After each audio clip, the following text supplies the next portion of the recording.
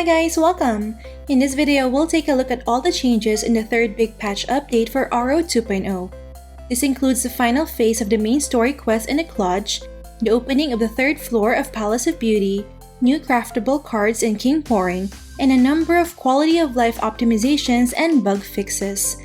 These will be implemented in the global and C servers after the maintenance patch this week. Alright, without further ado, let's begin. First up, we have the new gashapon called Time Wish Machine. This will appear beside the guard gacha machine in Frontera and will last for 3 months, starting from June 10 up to September 10.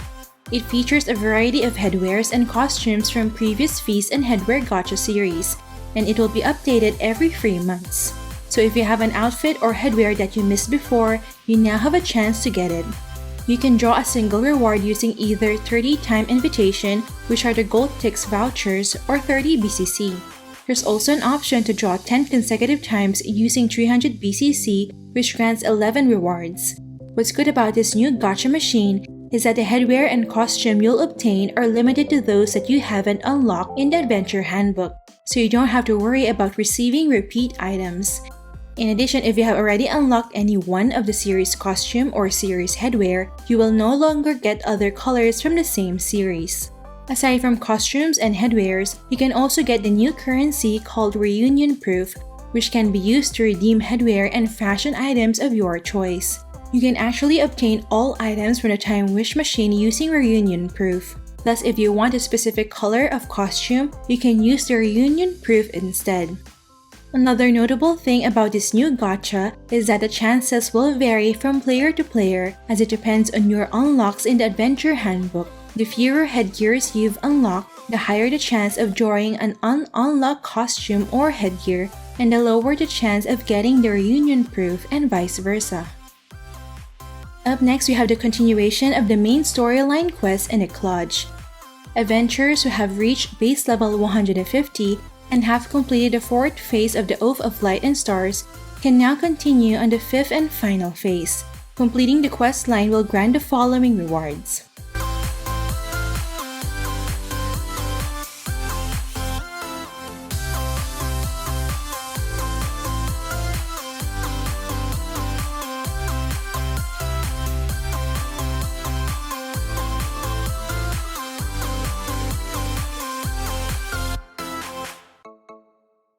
Up next, the 3rd floor of Palace of Beauty has been opened.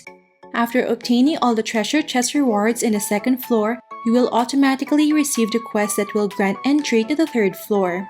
After obtaining all the treasure chest rewards in the 3rd floor, you receive a quest which will unlock the achievement Long Separation and grant the Phantom Series costume voucher, which you can use to get this look.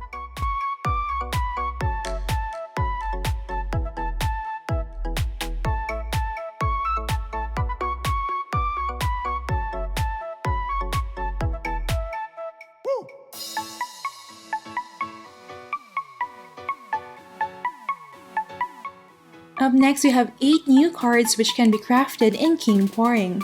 First up, we have the Geographer Star card, which is an offhand card that grants plus 5 int and plus 1% AoE magic skill damage for every offhand refinement level plus 1. This is a must-have card in boosting the damage of AoE magic skills, especially if your offhand refinement is plus 10 or above. The crafting materials are 15 Geographer cards, 2,000 gram dust, and 2 million zenny. Unlocking this card grants plus 120 max HP, and depositing it grants plus 1% def.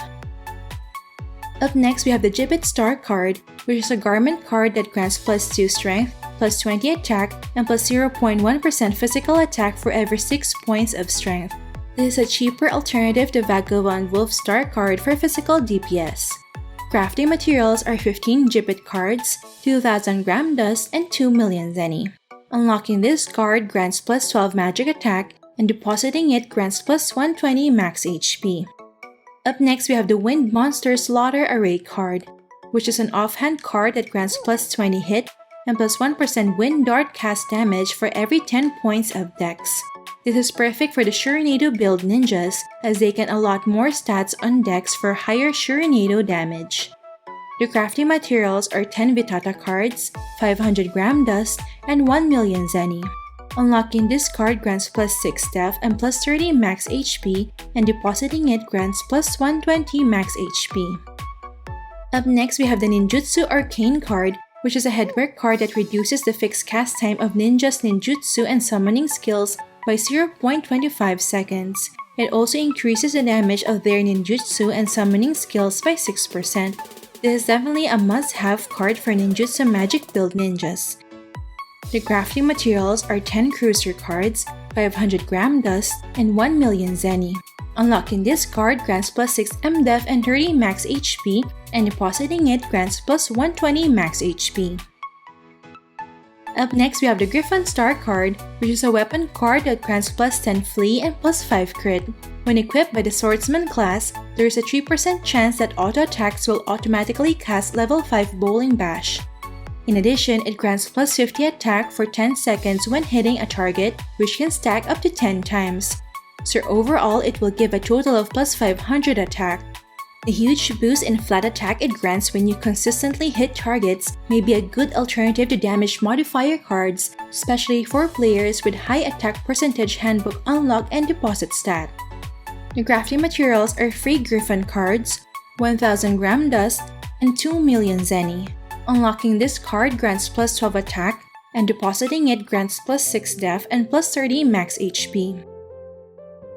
Up next, we have the Wood Goblin Star card, which is an offhand card that grants plus 20% max SP and plus 100% SP regen. There's also a 100% chance of recovering 10% SP when your max SP is less than 30% and you receive attacks. This effect can proc every 2 seconds. This card may be useful in PvP for job classes having problems with SP sustain, but don't expect to have unlimited SP pool due to the 2-second cooldown of the SP recovery effect. The crafting materials are 3 Wood Goblin cards, 1000 gram dust, and 2 million zenny.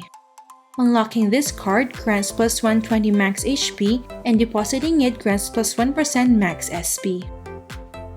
Up next, we have the Dark Illusion Star card, which is a headwear card that reduces fixed cast time by 0.5 seconds. This is perfect for insta-casting a lot of skills such as Warlock's Chain Lightning, High Priest's Jude, and Ninja's Summoning skills.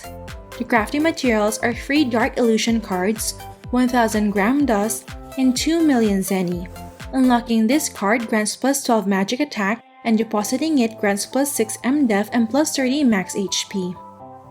Lastly, we have the Lolly Ruri Star card, which is an armor card that grants plus 1000 max HP and plus 10% skill damage reduction.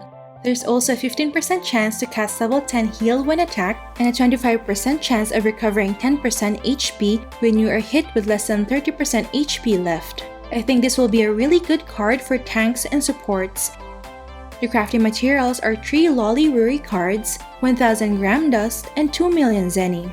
Unlocking this card grants plus 120 max HP, and depositing it grants plus 1% mdef.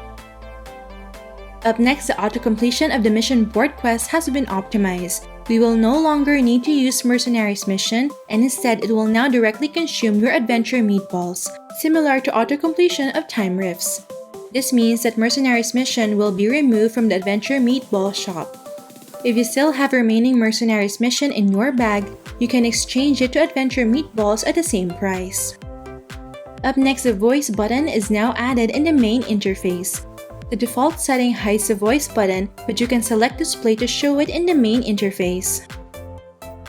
Up next, the coupon rewards and equipment redemption vouchers obtained from the growth manual are now tradable. You can sell the vouchers to NPC shops for 100 zenny.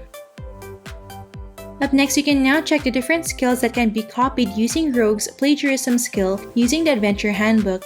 Just go to the Monsters tab and view the monster details to see which skill can be plagiarized. Up next, ancient relic shards needed for crafting purple relics will now be available in the auction house from this week onward. And lastly, we have a number of minor adjustments and bug fixes.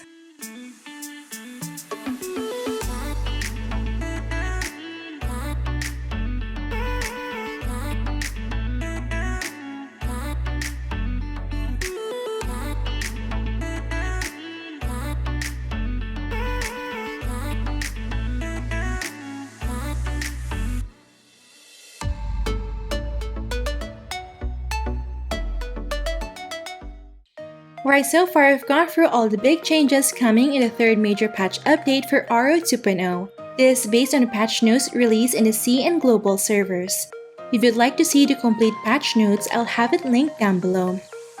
Do take note that you need to re-update the complete client through the App Store or Google Play to be able to log in the game after this maintenance.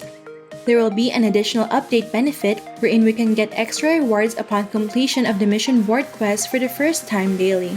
This includes 1 Gluttony Runestone Star, 2 Valkyrie Growth gift boxes, and 2 Pet Adventure coupons.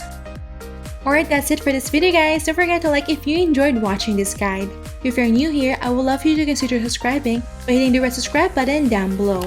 I would love to have you back. Thank you for watching and see you in our next episode.